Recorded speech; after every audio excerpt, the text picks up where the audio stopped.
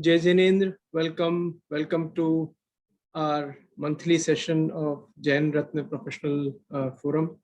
आज हमारे साथ डॉक्टर सुषमा जी सिंघवी हैं जो राजस्थान संस्कृत अकादमी की एक्स चेयरपर्सन है. She is a learned member of our family and an asset to the nation. And we have a pleasure in having her. आज हम अपरिग्रह which is the pursuit of happiness पर focus करेंगे. अहिंसा के बाद अपरिग्रह जैन धर्म में दूसरा सबसे महत्वपूर्ण गुण है और हम जानते हैं कि अहिंसा और परिग्रह जीवन के आधार हैं. अपरिग्रह is an opposite of परिग्रह and refers to keeping the desire for possessions to what is necessary or important, depending on I think the life stage and context. यह व्रत एक श्रावक की इच्छाओं और संपत्ति को सीमित करने के सिद्धांत पर है. सांसारिक धन संचय को लालच, स्वार्थ, ईर्ष्या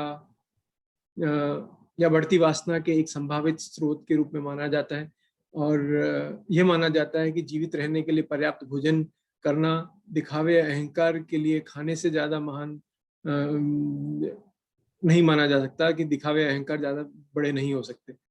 The aparigraha word also I think includes the idea of doing good with the expectation of benefit of benefiting others, and it doesn't mean that I think you should have something in return and not for the sake of money.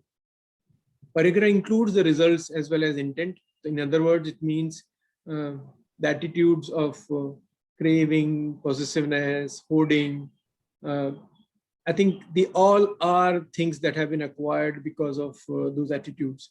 And the concept of aparigraha, जो अभी हमें doctor जी समझाएंगे, the concept of aparigraha as one of the means to liberate the soul and the ultimate prop for happiness is an important part which was laid by our first Tirthankara, Bhagwan Rishabhdev.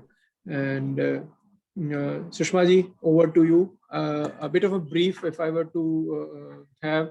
Jain विश्व Bharti deemed university के भाषा एवं प्राच्य विद्या विभाग में I think professor doctor Sushma ji Singhvi, then Rajasthan Sanskrit अकादमी की अध्यक्ष, वर्धमान महावीर खुला विश्वविद्यालय कोटा की क्षेत्रीय निदेशक, जय नारायण व्यास विश्वविद्यालय की संस्कृत विभाग की सह आचार्य और प्राकृत भारतीय अकादमी जयपुर की मानद निदेशक रही हैं. A few papers which are very famous for her, Beyond Sustainable Economy, अपरिग्रह विश्वकोश जिनका उन्होंने संपादन किया, ध्यान शतक, Some Jain Concepts and Conduct, कुंद कुंदाचार्य के प्रमुख कृतियों में दार्शनिक दृष्टि आदि पुस्तकें का उनका प्रकाशन हुआ है. ऑस्ट्रेलिया, अमेरिका, दक्षिण America, Suriname, Canada, Thailand, Hong Kong, across I think Dr. Sushma Ji Singhvi has been educating people, briefing people on Bharatiya Darshan, Sanskriti and Tulnatmak Dharm Darshan, and she has been a noted speaker across on the subjects. Rajasthan सरकार द्वारा संस्कृत विद्व सम्मान से I think elevated. Then I think से सम्मानित doctor Singhvi times of India group द्वारा कुंद कुंद भारती पुरस्कार, राजस्थान साहित्य अकादमी अमृत सम्मान, अखिल भारतीय विश्व परिषद वाराणसी या प्रज्ञाधरा विभूषण सम्मान तथा जिन शासन गौरव, विदुषी महिला शिक्षा आदि से सम्मानित है. अनेक विश्वविद्यालयों एवं शैक्षणिक संस्थाओं में अकादमी द्वारा प्रशासनिक बोर्ड की सम्मानित सदस्य हैं. The more I tell, I think it is a pleasure for us. Sushma ji, I think thank you very much for joining us, and it will be our pleasure to hear from you. Over to you, Dr. Saab. रत्न संघ के सभी धर्माचार्यों, श्री कुशल चंद जी महाराज साहब, श्री गुमान मिल जी महाराज साहब, श्री हमीर मिल जी महाराज साहब, श्री कजोड़ी मिल जी महाराज साहब, श्री विनय चंद जी महाराज साहब, श्री शोभा चंद जी महाराज साहब, श्री आचार्य हस्ती मिल जी महाराज साहब के गुण स्मरण करते हुए वर्तमान आचार्य श्री हीरा चंद जी महाराज साहब तथा सभी संत सतियों को वंदन कर समस्त श्रावक श्राविकाओं का अभिवादन करती हूँ। आदरणीय जस्टिस प्रकाश टाटिया साहब, माननीय श्री शेखर जी भंडारी, माननीय अलका जी धेड़िया तथा जैन रत्न संघ फोरम ऑफ प्रोफेशनल्स के सभी सदस्यगण, सादर जय जिनेन्द्र। मेरा बहुत काम हल्का कर दिया। कुछ ही वाक्यों में शेखर जी ने पूरे अपरिग्रह के परिप्रेक्ष्य को समेट लिया। मैं बहुत बहुत आभारी हूँ। हमारा आचारांग सूत्र पहला कहता है कि बहुत से लोग ये नहीं जानते कि मैं कौन हूँ, कहाँ से आया हूँ। अपरिग्रह के प्रसंग में प्रश्न उठता है कि क्या हम कभी अपने आप से प्रश्न पूछते हैं कि भाई हमें क्या चाहिए, क्या होने पर हमें अच्छा लगेगा, क्या होने पर हमें सुख होगा। ये हम अपने आप से पूछते हैं कि नहीं? अगर नहीं पूछते तो यहीं से सुख हमसे दूर चला जाता है, हैप्पीनेस हमसे दूर चली जाती है, प्रसन्नता हमसे दूर चली जाती है। एक प्रयोग किया था उदयपुर में कॉलेज की छात्राओं के साथ। उनको कहा कि आप अपने आप को पत्र लिखिए और जिसमें अपने एक गुण और एक ऐसी चीज जिसको आप सुधारना चाहते हैं, दो का उल्लेख करिए। तो प्रश्न वहां पर सब आपस में करने लगे कि हम अपने आप को संबोधन क्या करें। हमने कभी सोचा ही नहीं कि मैं अपनी मित्र हूं या हे चेतन आत्मन। कभी मैंने जाना ही नहीं कि मैं कौन हूं, मैं क्या संबोधन करूं, मैं गुरु करूं या मैं खुद अपने आप के लिए माता हूं या मैं खुद अपने आप के लिए सेल्फ हूं। तो सबसे पहले परिग्रह और अपरिग्रह के तोल के लिए ये जरूरी है कि मैं स्वयं से समय समय पर पूछूं, भाई तुझे क्या चाहिए। तो दूसरों को दिखाने के लिए, जैसा आपने कहा शेखर जी, कि मैं दूसरों के लिए ही जीवन जी रही हूँ, परिग्रह कर रही हूँ या नहीं।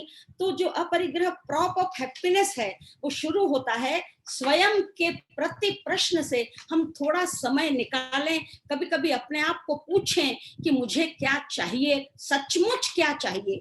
स्यूडो इच्छाएं हम एडवर्टाइजमेंट देख देख कर बढ़ा रहे हैं या हमको सचमुच जीने के लिए और अच्छी तरह जीने के लिए और हैप्पीली जीने के लिए क्या चाहिए, ये बहुत जरूरी प्रश्न है। अब हम बात करते हैं कि प्रॉप ऑफ हैप्पीनेस। ये प्रॉप क्या है? प्रॉप का अर्थ है मददगार साधन।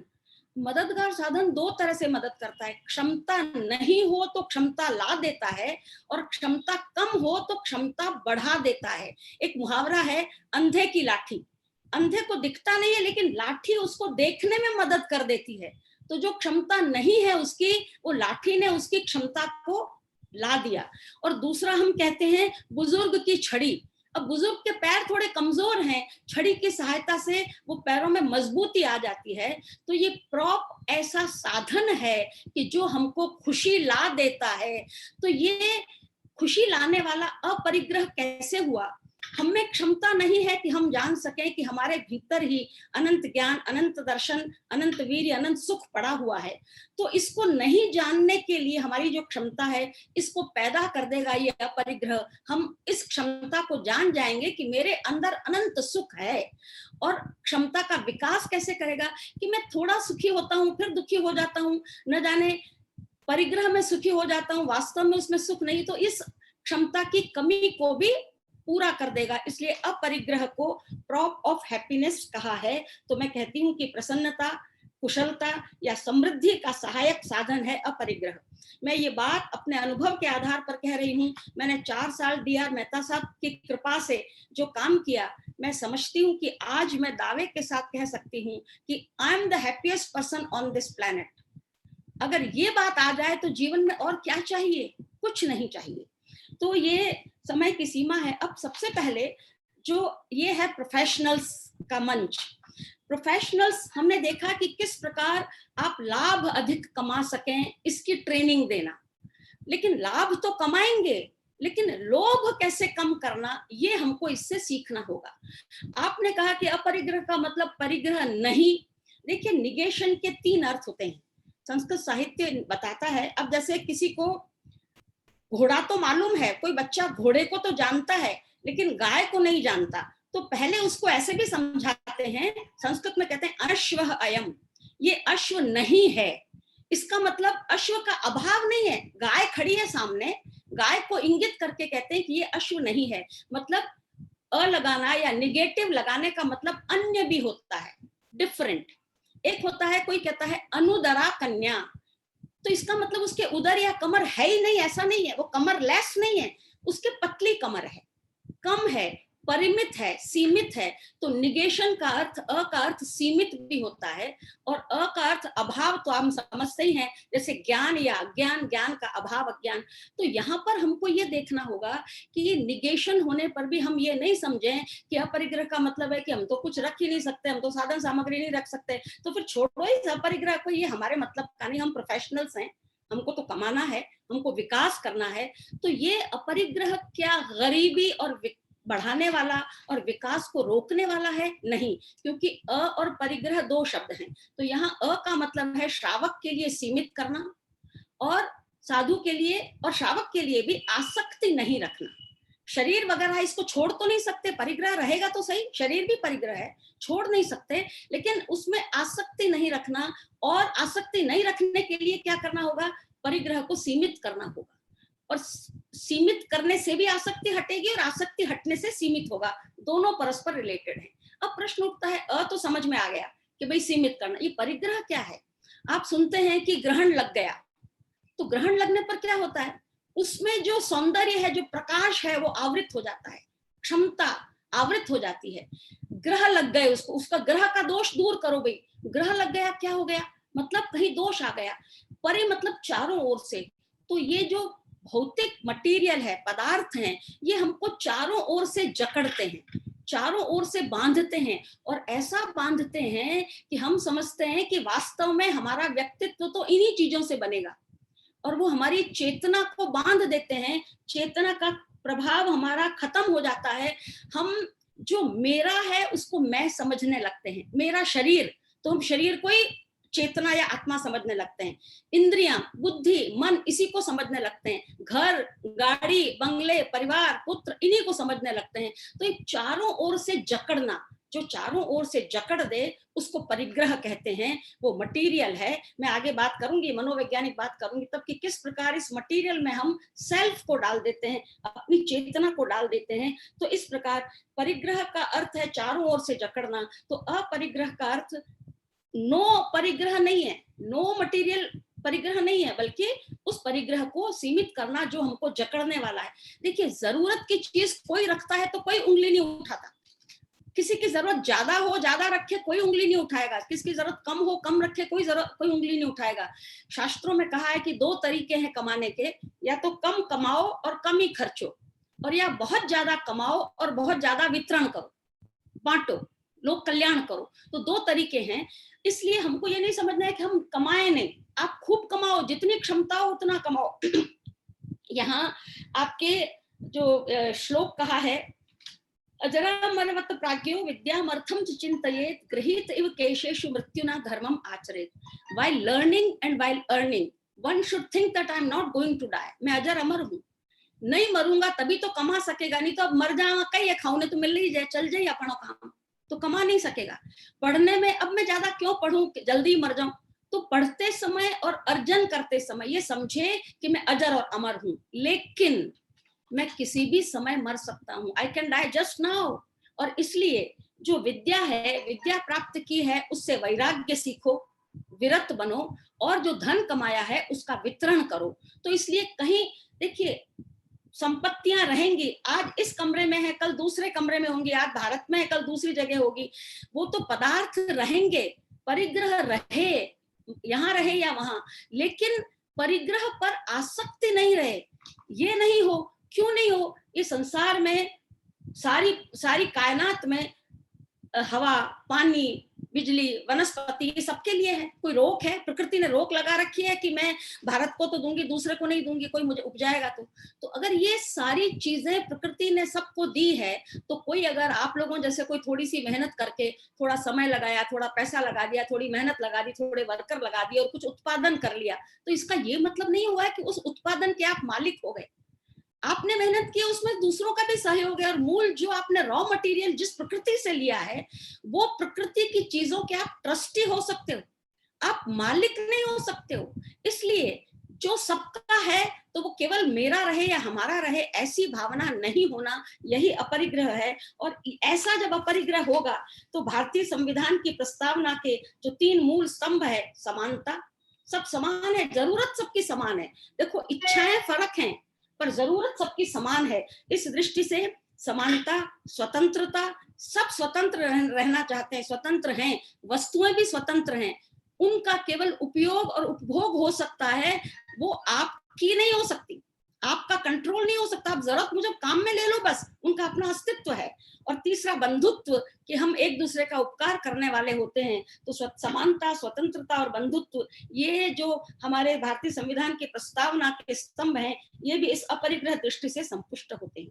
मैं, समय की सीमा है, मैं केवल बहुत संक्षेप में बात करूंगी। जैन दर्शन में जो अंतः परिग्रह और बाह्य परिग्रह की बात की है, जो दूसरों को दिखाई दे जाए, है ना, विजिबल हो, वो तो बाह्य परिग्रह। खेत, वस्तु, हिरण, सुवर्ण, धन, धान्य, दोपय, चुपाई, गाड़ी, बंगले, कार, ये सब पत्नी, पुत्र, ये सब।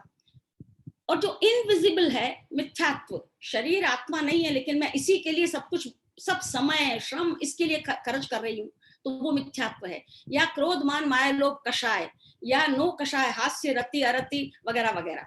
तो अब प्रश्न ये उठता है कि जो मेरे अंतः परिग्रह और बाह्य परिग्रह है, इसको समझते हुए मुझे अंतः परिग्रह को समझते हुए आसक्ति नहीं करनी है, और बाह्य परिग्रह को समझते हुए, शेखर साहब ने कहा कि संग्रह नहीं करना है, संचय नहीं करना है, जरूरत पूरी करनी है। इच्छा तो पूरी हो ही नहीं सकती, इच्छा वो आगाज समा अनंत्या।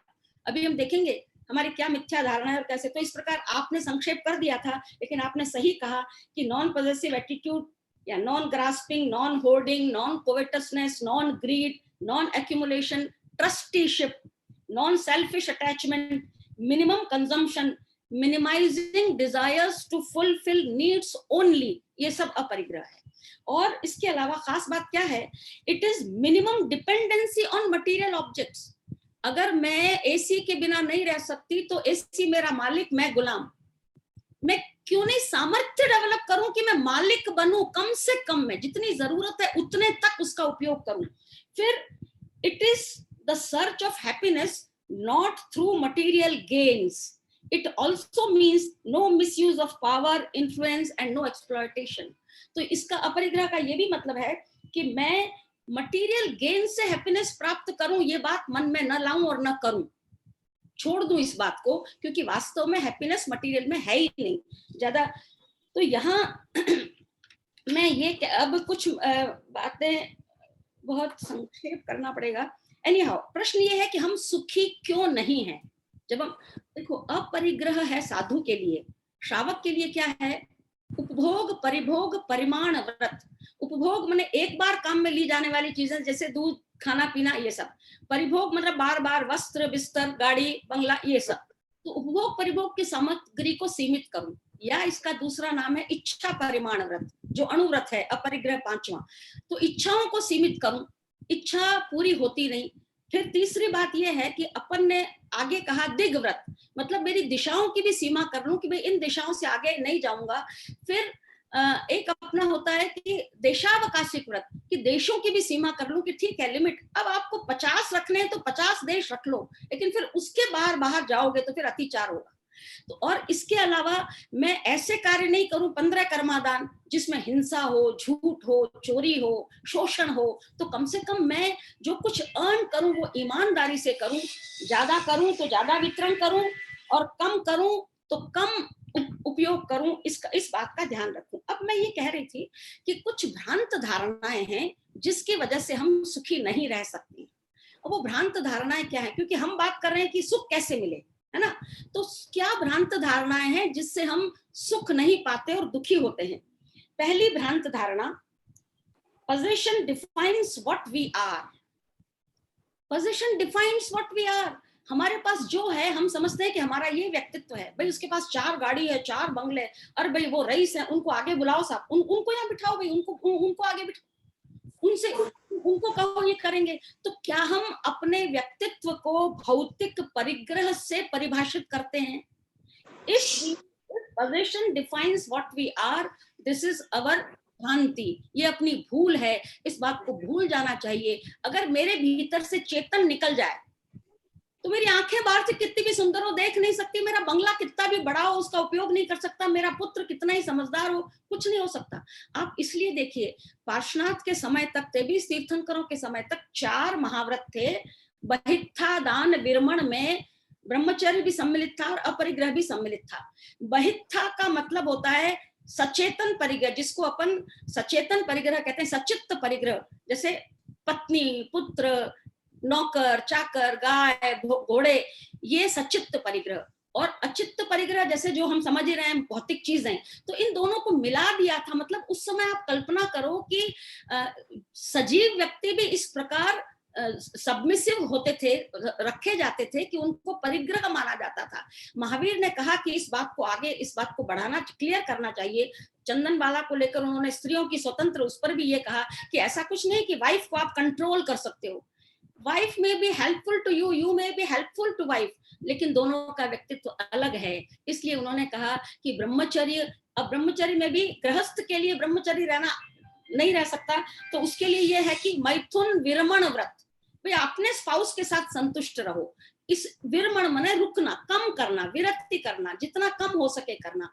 और परिग्रह और अपरिग्रह के लिए कर दिया परिग्रह परिमाण व्रत। तो ये इस प्रकार हम साधु नहीं बन सकते, लेकिन हमारे व्यवहार में श्रावक के 12 व्रतों में किस प्रकार परिग्रह को परिमित, सीमित करने के गुर बताए हैं, ये बहुत ही इंपॉर्टेंट है। तो हम कभी भी पोजीशन से ये नहीं सोचें कि हमारा व्यक्तित्व ऐसा है। विस्तार, आप सब समझदार हैं। दूसरा हमारा जो रॉन्ग नोशन है वो ये है कि things and beings are under my control. Things and beings, अब बीइंग्स मतलब कम से कम पत्नी पे तो कंट्रोल होना ही चाहिए, है ही है, बच्चों पर तो होना ही चाहिए। और ये क्या, पेरेंट्स बुढ़े हो गए तो भी अभी भी हमको चलाएंगे भैया, अब ऐसे हम, तो ये इस प्रकार का जो हम कंट्रोल समझते हैं, ये हमारी बड़ी भारी भूल है। महावीर ने कहा भेद विज्ञान समझो, चेतन है आत्मन और शरीर से लेकर बाकी सब चीजें जड़ हैं, अलग समझोगे।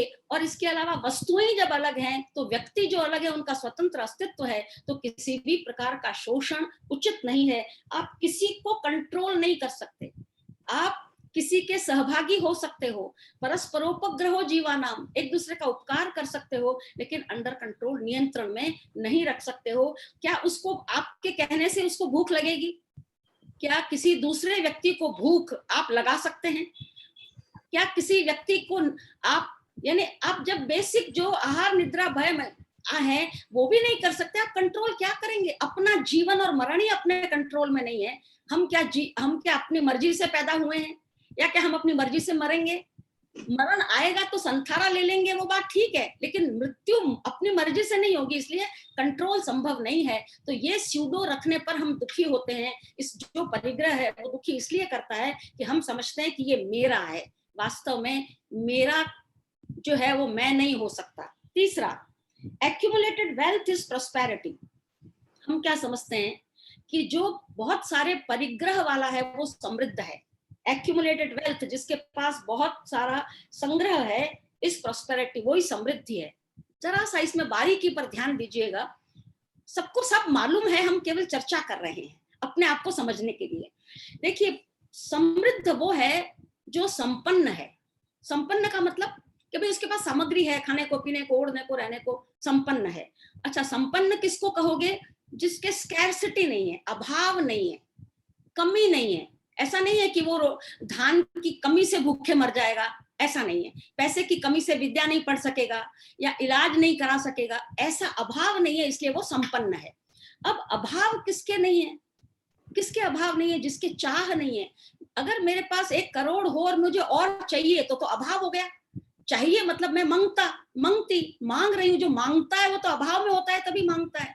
तो अभाव उसके नहीं है जिसके चाह नहीं है। इसका मतलब जिसके इच्छा का अभाव है, असली समृद्ध वही है। प्रोफेसर जेके मेहता जो इकोनॉमिस्ट हुए, उन्होंने कहा था कि थियरी ऑफ वांटलेसनेस से ही समृद्धि आ सकती है, लोक कल्याण संभव है।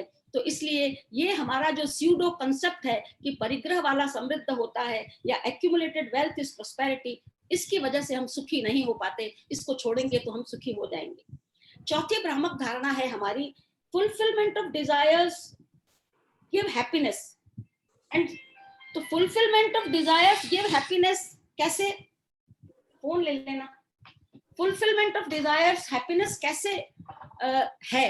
फ्राइड ने कहा कि अगर आप इच्छाओं को फुलफिल नहीं करोगे तो मेंटली स्ट्रेस्ड हो जाओगे और मेंटल बीमारियों से ग्रस्त हो जाओगे। शायद हम भी यही समझ रहे हैं कि इच्छाओं को पूर्ति नहीं की तो हम तकलीफ में आ जाएंगे, दुख में आ जाएंगे। एक छोटे से उदाहरण से समझाती हूँ, बात समय बहुत कम है। मुझे इच्छा हुई कि मैं एक कार खरीदूं, मैंने अपनी व्यवस्था की, मैंने एक कार खरीदी, मुझे लगा कि नाउ आई एम हैप्पी, मुझे खुशी हुई। कुछ दिन बाद मुझे लगा कि अरे मुझे ये नहीं, मुझे तो ये गाड़ी खरीदनी चाहिए थी, तो मेरा दुख वापस चालू हो गया। अब जरा गौर से अंतर समझिएगा, जिस दिन गाड़ी खरीदी वहां से लेकर दूसरी इच्छा पैदा होने तक मेरे इच्छा का अभाव रहा। गाड़ी की कोई इच्छा नहीं रही, उसने मुझे सुख दिया।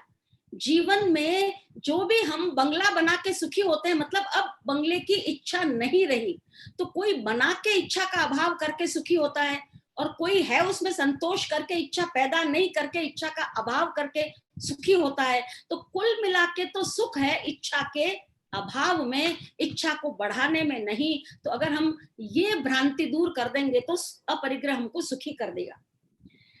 एक भ्रम और है कि aparigraha is poverty and stops development, कि ये गरीबी है। अरे गरीबी नहीं है, ये स्वैच्छिक परिमित करना है, हमारी स्वेच्छा पर है। कोई ये नहीं कह सकता कि एक गाड़ी रखना अपरिग्रह है या 5 गाड़ी रखना परिग्रह है। किसकी 5 की जरूरत है, किसकी 1 की है, किसकी 1 की भी नहीं है। हम स्वयं तय करेंगे हमारी जरूरत क्या है, उससे ज्यादा जो होगा वो परिग्रह है। तो ये स्वैच्छिक है और इस स्वैच्छिक को बहुत लोगों ने सपोर्ट किया है। यहां तक कहा है कि अगर अपनी, डेविड थॉरो कहता है कि अपनी उंगलियों की संख्या से ज्यादा रखना ये बिल्कुल ठीक नहीं है, क्योंकि वो स्वैच्छिक गरीबी में विश्वास करते थे। स्मॉल इज ब्यूटीफुल, शुमाकर कहता है कि जितना थोड़ा है वो उतना खूबसूरत है, उतना ही अच्छा है, उतनी ही सादगी है, उसमें सौंदर्य है। और हमारी अर्थव्यवस्था भी अपरिग्रह मूलक होनी चाहिए, उसको तो उसकी अर्थव्यवस्था को बुद्धिज्म ने अपनाया। तो इस प्रकार हम समझते हैं कि हमारी ये जो भ्रांत धारणाएं हैं, और सबसे बड़ा नुकसान क्या हुआ है, देखो परिग्रह जड़ चीजों का ही हो सकता है। खान में जो पत्थर है वो हमारे अनुसार एक इंद्रिय जीव है, वो बाहर आया, मरे हुए पत्थर से घर बनाया, मरे हुए पत्थर का घर है, घर में एसी है, हीटर है, जो वायु शुद्ध थी बाहर चेतन, उसको हमने मार डाला। तो हम जड़ मरी हुई वायु के चारों ओर है, पानी जो सोर्स में से निकाला तो मरा हुआ अचेतन अचित्त पानी हम पी रहे हैं। तो हम सारे जड़ के बीच में रह रहे हैं, मरे हुओं के बीच में रह रहे हैं। तो मरे हुओं के बीच में रहकर हमारी मति भी मारी गई, हमारी संवेदनाएं समाप्त हो गई। तो जितना परिग्रह रखा हम जड़ हो गए, हमारी चेतना कुंठित हो गई, हमारी इंटेलेक्चुअल विकसित नहीं हो रहा, हमारा असली विकास नहीं हो रहा। तो ये विकास को नहीं रोकता, न ये गरीबी है, बल्कि अमीरी की व्यर्थता का उद्घोष है। यह परिग्रह कहता है कि अमीरी व्यर्थ है। हाँ, अमीर अगर हो तो तुम तब अमीर होगे जब उसका वितरण करोगे, अपनी जरूरत करके दूसरों की भी जरूरत पूरी करो। दुनिया भर के शास्त्र लोग यही बात कहते हैं। वेद कहता है शत हस्त समाहर सहस्र हस्त संकीर। मैं छोटी थी, मैंने पूछा भाई 100 हाथ से कमाए तो 1000 हाथ में कैसे देगा? तो उन्होंने समझाया भैया जिनको बांटोगे उनकी जरूरत कम होती है, तुम 100 हाथ से कमाओ, 1000 हाथों में बांट दो। तुम अपने लिए 100 कपड़े लाए, तुम 100 कपड़े एक जना, वो 100 में बट जाएंगे, तो 100 से कमाया 1000 में बट सकता है। फिर वो कहते हैं, वेद कहता है वसुधैव कुटुंबकम, सारी पृथ्वी कुटुंब है। तो पृथ्वी की जरूरतों को ध्यान में रखो, पर्यावरण को खराब मत करो। गरीब लोग कहते हैं कि भाई मैंने कमाया, मेरा है, तो मैं क्यों दूसरों को दूं? मैं ये सब इतनी मेहनत का, आसान है क्या कमाना? तो पूछा कि भाई सेवा करनी क्यों जरूरी है, कि ये भी भ्रांत धारणा है। देखिए, मैं सेवन करती हूँ इसलिए सेवा करना जरूरी है। शब्द है, केवल ध्यान रखिएगा। मैं अगर पानी मुझे शुद्ध नहीं मिले तो मैं जी नहीं सकती, हवा शुद्ध नहीं मिले तो मैं जी नहीं सकती। तो पानी को पॉल्यूट करना, अपनी इंडस्ट्री से हवा को पॉल्यूट करना, ये क्या अच्छी बात है? तो पानी पॉल्यूट नहीं हो, हवा पॉल्यूट नहीं हो, पृथ्वी काय में शोषण नहीं हो, ये मेरा दायित्व है। इसलिए 5 मिनट, इसलिए पर्यावरण को शुद्ध रखना, क्योंकि मैं सेवन करती हूँ। फिर एक कपड़ा आता है तो पहले कोई बोता है कपास, फिर कोई बनाता है सूत, फिर उसका कपड़ा बनता है, मार्केट में लाता है, बेचता है, रंगता है। उन सब में से कोई भी अगर अभाव में हो तो उनके अभाव की पूर्ति करना मेरा दायित्व है, इसलिए मैं सेवन करती हूँ, इसलिए मुझे सेवा करनी ही चाहिए। यही अपरिग्रह है, इसको हमें समझना चाहिए। इस्लाम में ज़कात, शरिया में जरूरत की पूर्ति, सूफीवाद में गरीबी की खूबसूरती, जरथुस्त्रवाद में दान, दया, भलाई, पर्यावरण संरक्षण, और ये सब बातें, और यहाँ तक कि अमेरिका का जो क्वेकर ग्रुप है वो सादगी में विश्वास करता है। जॉर्ज फॉक्स ने सादगी बताई। और इसके अलावा आप चूंकि यहाँ पर प्रोफेशनल्स हैं और व्यापारी भी हैं, तो पूंजीवाद ने सोचा था कि हम सबको समान पूंजी वितरित कर देंगे, इतना उत्पादन करेंगे कि सबको बराबर मिलेगा। लेकिन 3 भ्रांत धारणाएं हुई। मैं फास्ट बोलती हूँ और कभी विस्तार से बात करेंगे। उनकी भ्रांत धारणा ये है कि सारी पृथ्वी में जितने रिसोर्सेज हैं वो प्राणियों को देखते हुए बहुत कम है, स्कैरसिटी है, और स्कैरसिटी होने की वजह से हमको उत्पादन ज्यादा करना चाहिए। और अब स्कैरसिटी का डर बिठा दिया तो लोग क्या करते हैं, इकट्ठा करते हैं, संग्रह, अरे नहीं बचेगा संग्रह कर लो। तो अपरिग्रह मॉडल कहता है कि आप ये मत कहो कि स्कैरसिटी है, प्रकृति में इतना अधिक है सबकी जरूरत पूरा करने के लिए। गांधी जी ने भी कहा कि जरूरत सबकी पूरी हो सकती है लेकिन इच्छाएं एक व्यक्ति की भी नहीं। तो पूंजीवाद की भ्रांत धारणाओं में स्कैरसिटी के अगेंस्ट अबंडेंस, फिर वो कहते हैं कंपटीशन करना चाहिए जिससे उत्पादन ज्यादा हो। लेकिन अपरिग्रह कहता है कंपटीशन से हीन भावना आती है, दूसरे को दबाते हैं, नीचा दिखाते हैं, अवगुण पैदा होते हैं, हमको कोऑपरेशन करना चाहिए। ये हमारा अपरिग्रहीय मॉडल है। तो स्कैरसिटी के अगेंस्ट अबंडेंस, कंपटीशन के अगेंस्ट कोऑपरेशन। और तीसरी बात जो पूंजीवाद की घर कर गई है कि सब कोई सिख इंस्टीट्यूट हो तो उसको इंसेंटिव दे दो, थोड़ा दे दो और मर्ज कर लो, मर्जिंग। अरे मर्जिंग की बजाय आप मोटिवेट करके उसको खड़ा कर दो। तो इंसेंटिव और मर्जिंग की बजाय मोटिवेट कर दो। तो इस प्रकार ये सोशल जस्टिस, हम जब सबको अपने समान समझेंगे तो दूसरों के हक को खंडित नहीं होने देंगे। मालिक और नौकर की भी जरूरतें समान होती हैं, इच्छाएं नहीं, इसलिए हम उनके भी हक को नहीं मारेंगे। तो ये सोशल जस्टिस हम ये रखें और एडवर्टाइजमेंट वगैरह के माध्यम से भ्रमित न हो कि हमारी जो स्यूडो इच्छाएं हैं, स्यूडो आकांक्षाएं बढ़े और हम पागल बने। फिर एक बात और कहना चाहती हूँ, ऐसे प्रयोग हुए हैं कि जब चॉइस बहुत ज्यादा मिलती है तो ब्रेन पर असर पड़ता है। ये प्रोफेसर एलिना रुत्स्काज़ा हुई और उनके ग्रुप ने रिसर्च किया कि प्लेंटी ऑफ चॉइसेस से ब्रेन को स्ट्रगल करना पड़ता है और इससे चॉइस ओवरलोड हो जाता है। जब चॉइस ओवरलोड हो जाता है तो बहुत तकलीफ होती है। ब्रेन के 2 रीजन काम करते हैं, द एंटीरियर सिंगुलेट कॉर्टेक्स जिसको ACC कहते हैं, जहां पोटेंशियल कॉस्ट और बेनिफिट्स डिस्कस होते हैं ब्रेन में, और दूसरा हिस्सा है स्ट्रेटम, ये ब्रेन का वह हिस्सा है जो कि रिवार्ड तय करता है।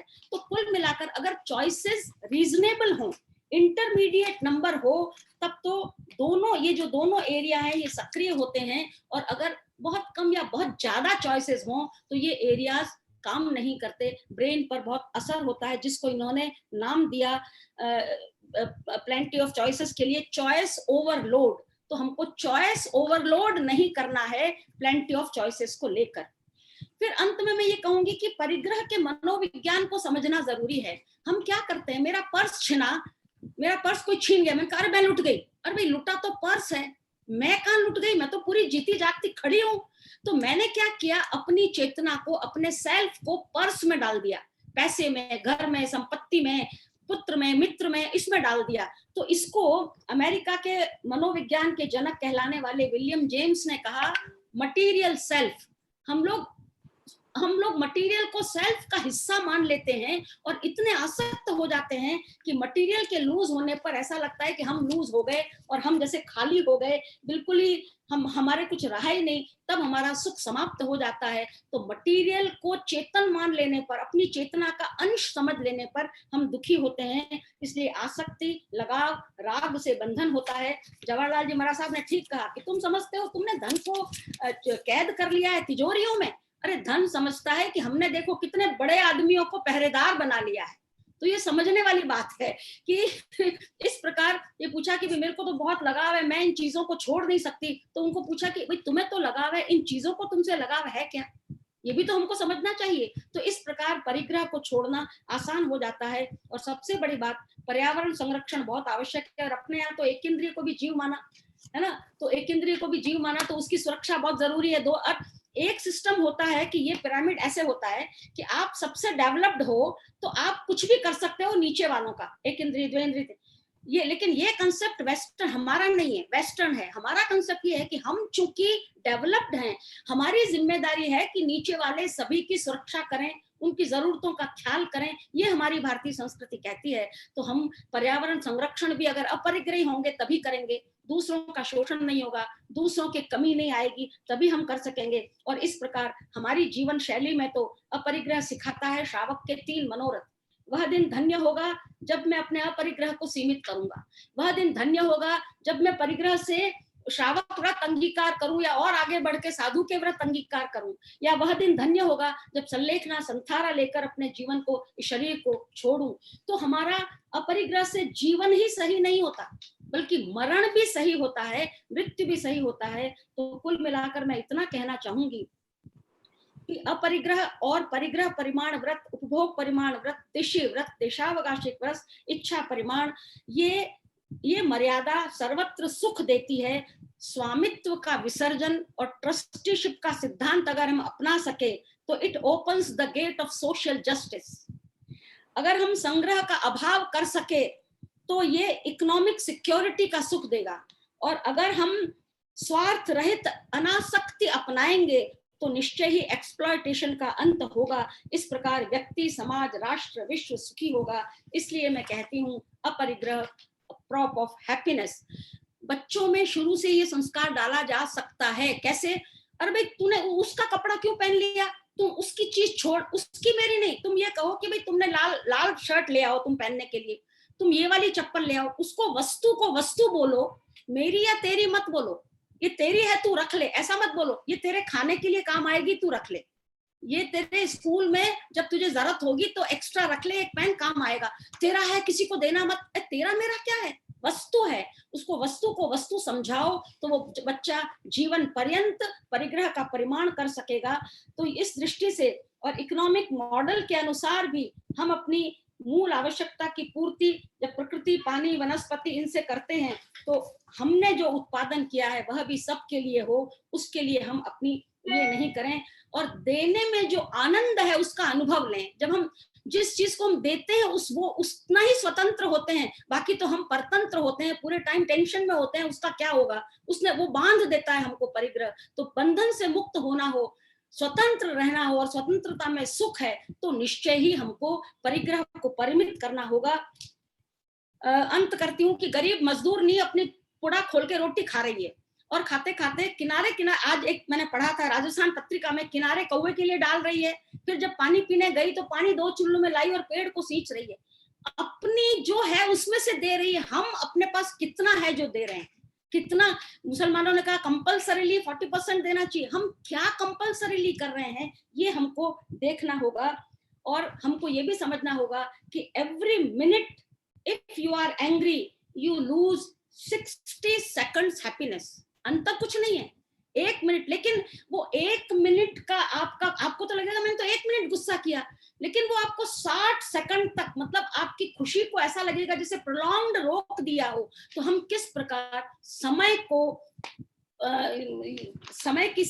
को देखते हुए, समय हमारे पास भी सीमित समय है, उस दृष्टि से मुझे क्षमा करेंगे, मेरा समय हो गया। आप सबने मुझे बहुत अवसर दिया। मैं टाटिया साहब आपकी बहुत बहुत आभारी हूँ कि ये मौका मिला। मुझे भागना पड़ेगा और मैं आपको प्रणाम करते हुए भागती हूँ। प्रश्नोत्तर और कभी। Thank you very much. नहीं, बहुत बहुत धन्यवाद सुषमा जी। प्रश्नोत्तर आई थिंक तात्या साहब हमारे और अलका जी के बीच में will address the entire piece. We know that you have to catch a flight. बहुत धन्यवाद, बहुत धन्यवाद। Yeah. Thank you. Prakash ji sahab, I think question and answers is where I think I will address and we will see you as an expert to address us and uncover it. Generally ये कहा जाता है कि अपरिग्रह क्या है, क्या उसे त्यागना अपरिग्रह है या जो प्राप्त ही नहीं है उसे त्यागना है। In fact, I think आपने भी एक similar point raise किया. I think it comes back to you for thoughts and opinion, so that you can share with everyone. जहाँ तक मेरा मानना है शेखर जी, कि जहाँ तक प्रश्न है प्राप्त करना, ये एक इच्छा है जो स्वतः प्राप्त होता है, उसमें कोई दोष नहीं होता है। ऐसा आचार्य श्री बड़े आचार्य श्री अस्थिबल जी महाराज साहब के एक प्रवचन में एक दृष्टांत आया हुआ है कि जो स्वतः प्राप्त होता है वह, उसमें कोई दोष नहीं होता है। त्यागना है वो एक कॉन्शियसनेस से डिसीजन लिया हुआ होता है कि ये मुझे त्यागना है, और उसमें भी अगर स्वतंत्रता आ जाती है तो अपने आप उसमें इच्छा समाप्त हो जाती है कि मुझे ये प्राप्त करना। प्राप्त स्वतः होता है और स्वतः ही उसका इच्छाओं का अंत हो जाता है। इस प्रकार के अपरिग्रह का विशेषता जैन धर्म में सबसे महत्वपूर्ण है। और अब इसमें एक प्रश्न ये आता है कि सब जो है ही नहीं उसको त्याग कैसे करते हो आप? तो है ही नहीं उसको त्याग करने के लिए इच्छाओं का आपके ऊपर अंकुश लगाना, अपनी इच्छाओं पर अंकुश लगाना, इच्छाओं को उत्पन्न होने से रोकने तक का आपके पास में अगर सामर्थ्य बनेगा, वो ज्ञान से प्राप्त होता है, तब उसको कहते हैं कि हमारे पास में जो नहीं है उसको त्यागने का किस प्रकार का हम प्रयोग कर सकते हैं। तो कभी कभी ये लगता है कि आपके पास में जो नहीं है उसको त्याग करने का क्या है। तो एक बड़ा अच्छे संत का किसी का था कि जितने भी राजा ये कवि हुए हैं उनका राजपाट छोड़ दूंगा, वो छोड़ दूंगा, ये छोड़ दूंगा। उससे पूछा कवि ने, उसे संत ने पूछा कि तुम्हारे पास है कहाँ जो छोड़ोगे? उससे एक ऐसी स्थिति उत्पन्न होती है कि अपने पास में जो है उसी को छोड़ा जा सकता है।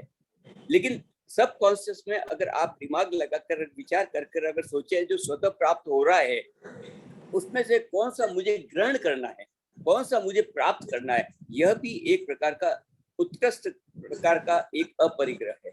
इस प्रकार के अपरिग्रह को कहते हैं जिसमें मेरे पास नहीं है पर मैंने त्यागा वाला है। जो प्राप्त हो रहा है प्राप्त करके त्याग सकते हैं, उसको प्राप्त करने का और उसको नहीं प्राप्त करने का विवेक जो है वो अपरिग्रह का एक, मेरे विचार के अनुसार इस प्रकार का एक सिद्धांत है जिसके अनुसार अपरिग्रह अपने पास नहीं है उसको भी त्यागा जा सकता है। तो ये मेरा इसमें विचार है। नहीं, मैं आपसे काफी सहमत भी हूँ, और इसको दो चीज से एक्सटेंड और किया जा सकता है कि आप वही शेयर करें जो आपके पास है या जितना आपका सामर्थ्य है। कभी भी अपने सामर्थ्य को डिमिनिश ना करें या उस दिन जितनी कैपेसिटी है उससे कम काम ना करें, जितनी कैपेसिटी उससे कम ना कमाएं। अगर आप कमाएं कोई कमी नहीं है, लेकिन आप उसको यूटिलाइज ढंग से करें, उसको डोनेट करें, उसको सभी लोगों का भला करें। That is the purpose of aparigraha, not necessarily कि भैया आप कुछ करें ही ना। वो मेरा शायद शेखर जी आपको ध्यान होगा, मैं अभी तो प्रश्न करता था, अब मैं जवाब देने वाला बन गया हूँ परिस्थितियों के कारण से। मेरा दूसरा प्रश्न यही है कि क्या अपरिग्रह विकास का विरोधी है? विरोधी है। तो ये मेरा प्रश्न इसी संदर्भ में जो आपने अभी फरमाया जिसका उत्तर आपने दे दिया है कि अपरिग्रह किसी भी प्रकार से विकास का विरोधी नहीं है।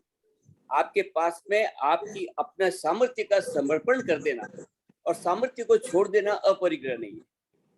अपने सामर्थ्य को और आपके श्रावक जीवन को छोड़ देना आपका अपरिग्रह नहीं है।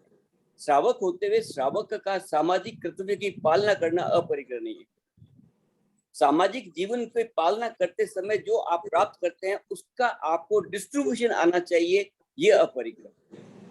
तो मेरा दूसरा प्रश्न यही था कि साहब विकास और अपरिग्रह का कैसे? मुझे कई ऐसे व्यक्ति मिले, बहुत बड़े इंडस्ट्रीज मिले, इंडस्ट्रीज कॉन्फ्रेंस में जब मुझे कहा गया कि साहब मैंने तो जो है सब कुछ बेटे को छोड़ दिया है, बेटे पे सुपुर्द कर दिया है, वो उम्र उनकी क्या है 55 साल की, और बेटे ने मेरे बड़ा अच्छा संभाल लिया है। मैंने कहा आपने जो इस समाज से जो कुछ प्राप्त किया है उसे देने का समय आया तब आपने देश को अपरिग्रह में छोड़ दिया। आपको ये आपका कर्तव्य था कि आप अपना सामर्थ्य का पूरा उपयोग कर उसका त्याग करो, जो आपको आपकी जरूरत से अधिक है उसका त्याग करो। तो अपरिग्रह कभी भी विकास विरोधी नहीं हो सकता है। ये इसका अपन को इस बात को आगे तक अच्छी तरह से पहुंचानी चाहिए ताकि ये नहीं हो कि हमारा जैन धर्म एक रूढ़िवादी और सबको त्याग करने में, ये देश को त्याग करना, समाज को त्याग करना वो नहीं है। श्रावक जीवन है तब, साधु जीवन में सब त्याग है। श्रावक जीवन है तब तक सामाजिक जीवन है, तब तक आपके पास में आपका सामर्थ्य का त्याग अपरिग्रह नहीं। बहुत सही फरमाया साहब आपने। और मेरा कोशिश एक करता हूँ। स्ट्रॉन्ग नहीं, और एक मेरा स्ट्रॉन्ग मानना और है कि जो जैन धर्म ज्यादा पढ़ सकता है, समझ सकता है, वो ये कह सकता है कि it is the most scientific, और जो नहीं समझ सकता है या नहीं पढ़ता है उसको लगता है कि रूढ़िवादी है या बहुत पुराना है। अगर हम पूरे जैन समाज में भी देखें, the number of professionals who are taking diksha now actually shows that they are researching it much more, and they are finding the real happiness or the real value of life studying the religion. हम सभी कहते भी हैं कि भगवान महावीर ने कि वनस्पति के अंदर जीव होता है, उन्होंने बता दिया था I think thousands of years back. Science ने उसको डिस्कवर किया 1942-1944 के अंदर, and that's where the difference comes in. काफी चीजों के अंदर I think I was referring to Sushma ji, इसको 5 भ्रांतियां जो उन्होंने बताई थी, एंड वो नोशन सभी लोगों के लिए रीइटरेशन था कि whether position defines what we are, क्या हमारे पास जो है वो डिफाइन करता है what we are is the notion, and that wrong notion leads to wrong thoughts, and then aparigraha or parigraha thought process. Things and beings are under my control. So what you control, you are possessive, you are bigger, and if you don't control, you are not. Accumulated wealth is prosperity. So अगर आपके पास धन धान्य है तो आप बहुत अच्छे हैं, और अगर आप नहीं हैं तो you have not done anything in life. Fulfillment of desires gives happiness. It is actually, I think, very rightly articulated and explained by Sushma ji. That I think fulfillment of desires actually leads to more desires if they are material in nature. It leads to less desires if they are non-material in nature. And aparigraha is poverty, which is अगर आप बोलते हो कि मुझे त्यागना है, मुझे कमाना नहीं है, या मुझे कुछ लिमिट करनी है, then people generally see you as less aspirational, less resourceful. Actually, the meaning of this is do your best, work the best, and then try to distribute. And मैं इसमें I think GRD Tata या Tata Group का special mention करना चाहूँगा, which world over has promoted welfare as a cross mechanism. You do the best, develop the best, build the best, but distribute it amongst people. So I think that's the thought and the perspective. Tatya sir? बिल्कुल अलका सही जी। फरमाया शेखर जी, बिल्कुल सही फरमाया शेखर जी। और आज का विषय तो हमारा बहुत ही बढ़िया था, अपरिग्रह। जैसे कि सुषमा जी ने बताया कि प्रॉप ऑफ हैप्पीनेस, तो अपरिग्रह एक तरह से हमारा मददगार साधन उन्होंने बताया था। अपने को भी क्षमता बढ़ाने का साधन है, प्रसन्नता का साधन है, खुश रहने का साधन है, समृद्धि का साधन है। तो संचय परिग्रह तो वैसे भी दुख का मूल कारण है, हम हमेशा रोज पढ़ते हैं, रोज प्रतिक्रमण में भी हम इस बात को दोहराते हैं। तो अत्यधिक संग्रह करना भी हमारे आध्यात्मिक विकास में बाधक होता ही है, और उसके साथ साथ हमारा विचारों का भी संग्रह, विचारों के संग्रह का भी त्याग बहुत जरूरी है। हमारी भौतिक वस्तुओं के साथ साथ विचारों का संग्रह जो हम इकट्ठा कर लेते हैं रोज का, उसका भी त्याग बहुत जरूरी है। जैसे कि एंड में सुषमा जी ने बताया था कि भी हम दिमाग में ओवरलोड थॉट्स अपन इकट्ठा कर लेते हैं, तो उनको भी निकालना बहुत जरूरी है। तो आज का विषय बहुत बढ़िया रहा है शेखर जी, बहुत कुछ जानने को, समझने को मिला। Thank you very much, thank you very much Tatia साहब, आपने भी बहुत अच्छे से अभी बताया अपरिग्रह का, और सब लोगों ने इसका लाभ लिया होगा, और आगे भी चलता रहेगा ये कार्यक्रम। इसमें एक विशेष बात है जो मैं कई बार कई जगह अलग अलग कहता हूँ, जो अभी बात चली थी कि जैन धर्म एक साइंटिफिक है। मैंने इस संबंध में कई जगह पर बहुत ज्यादा विरोध किया है। सिर्फ इतना नहीं कि साइंटिफिक है, बल्कि सारी विद्याओं पे विजय प्राप्त किए बगैर ये धर्म लिखा ही नहीं जा सकता। इसका उदाहरण आप देखिए कि आपने कौन सा ऐसा चीज है, ऐसा धर्मशास्त्र में ऐसा कौन सी शब्द है और ऐसा कौन सी लाइन है जिस लाइन में से कोई आवश्यक शब्द मिसिंग हो। ऐसा कोई अपने पास में धर्मशास्त्र में ऐसा कोई भी एक पंक्ति नहीं है जिसमें एक शब्द जो है अनावश्यक हो। उसमें ऐसा कोई शब्द नहीं है जिसका उस संदर्भ के अलावा कोई अर्थ निकाला जा सकता है। तो भाषा विज्ञान पे पूरा आपका विजय प्राप्त किए बगैर धर्म लिखा नहीं जा सकता था। ब्रह्मांड में जो मूवमेंट है ग्रहों का, वो सारा उस पे आपकी जानकारी हुए बगैर आप अपनी दिनचर्या का निर्धारण नहीं कर सकते। तो शरीर विज्ञान का जानकारी नहीं होती तो आप शरीर के विज्ञान के अनुसार आपको उसके स्वास्थ्य के लिए और उसके लिए किस प्रकार का ये नहीं दे सकते थे। मैं ऐसे सैकड़ों उदाहरण दे सकता हूँ जिसके अनुसार ये साइंटिफिक धर्म है। दूसरा और महत्वपूर्ण चीज है जिसे नॉर्मल कोर्स में मैंने कई बार भी कहा है, मेरा व्यक्तिगत विचार है, ये संघ का विचार नहीं हो सकता हो चाहे कुछ भी हो, लेकिन मैं कहूंगा मेरा व्यक्तिगत विचार है कि धर्म के लिए ये कहा कर बात टाली जाती है कि धर्म श्रद्धा पर आधारित है, और मेरा मानना है धर्म पूर्णतया तर्क संगत है। इसमें एक भी आपके पास में जो फिलॉसफी दी है, एक भी संदेश दिया है, एक भी ज्ञान दिया, उसके आधार है, उसका लॉजिक है, उसके पास में रीजन है। लेकिन जिनके पास रीजन नहीं हो तो वो कहते हैं कि इस पे बात मत करो, ये श्रद्धा की बात है। ऐसा कोई सिस्टम ही नहीं है जिसपे जो है तर्क से बेस नहीं हो। क्या अपन कह सकते हैं धर्म अतार्किक है? इसके आधार पे ही मैं आज के विषय के संदर्भ तक लाने के लिए बात करना चाहूंगा। अपरिग्रह की बात है। जब हम भूल जाते हैं अपरिग्रह का सिद्धांत को, हम याद नहीं करते कि कौन से समय में अपरिग्रह का सिद्धांत दिया गया था, जब सारे रिसोर्सेस प्रचुर मात्रा में थे, जनसंख्या नगण्य थी, उस समय में अपरिग्रह का सिद्धांत दिया गया था। सोचिए कितनी फोरसाइटेडनेस थी। ये सारे वैज्ञानिक सोच जो है, ये आज वैज्ञानिक क्यों कहते हैं? हम धार्मिक सोच को वैज्ञानिक सोच से ऊपर क्यों नहीं रख पाते? हम हमेशा सोचते हैं ये वैज्ञानिक नहीं है, इससे अपन को इंफिनिटी कॉम्प्लेक्स लेके चले जाते हैं। जबकि सच्चाई ये है कि हमारा धर्म के अनुसार है इसलिए ये प्रगतिशील है, हमारे धर्म के अनुसार है इसलिए फोरसाइटेडनेस इसमें, ये धर्म के अनुसार है इसमें तर्क सम्मत है। ये बात करने की जगह हम हमेशा कंपेयर करते हैं कि साहब धर्म अनसाइंटिफिक है, धर्म में तर्क नहीं है, धर्म में फोरसाइटेडनेस नहीं है। ये जो बात होती है वो मेरे हिसाब से, मेरा मानना है कि प्रोफेशनल फॉर्म में इस बात को बहुत अच्छी तरह से डिस्कस करना चाहिए। अपरिग्रह आज से 2600 साल पहले तो भगवान महावीर हुए थे, उसके पहले का अपरिग्रह देने की जरूरत क्या पड़ी जब प्रचुर मात्रा में सब कुछ थे और उपभोग करने वाले कोई थे ही नहीं। उस समय में यह परिग्रह क्यों दिया गया? इससे आगे फोरसाइटेडनेस क्या चाहिए अपन को? पर्यावरण इसमें कवर हो जाता।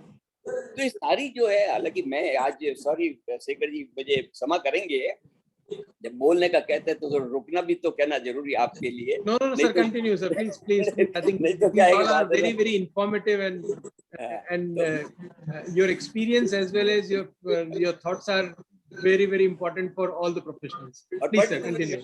सुषमा जी ने जो जिस प्रकार का उनका इस सब्जेक्ट पे मास्टरी है, रियली अपन को लगता है कि उनके पास समय होता तो वो कुछ और अपन को देते हैं। उन्होंने सार गर्भित बातें जल्दी बताकर अपन को बहुत लाभान्वित किया है। मैं निश्चित रूप से सुषमा जी का बहुत आभार प्रकट करता हूँ। शेखर जी का तो हमेशा आभारी है ही है, अलका जी ने भी बड़ा अच्छा एनलाइटन किया है। तो मैं मेरी तरफ से आपको और संघ की तरफ से बहुत आभार प्रकट करता हूँ। सबको धन्यवाद साहब। शेखर जी आप। नहीं, thank you. And I would only just conclude with a couple of thoughts across कि अपरिग्रह गैर अधिकार की भावना या जिसमें अधिकारात्मक से मुक्ति पाई जाए is the thought, and it is related to and part of motivator of charity, if I were to call, but it is both for the giver and receiver's perspective. In fact, Mahatma Gandhi ने अपरिग्रह को दूसरी तरह से संबोधित किया था, non possession, जब सत्याग्रह उन्होंने प्रिंसिपल किया था for the nation.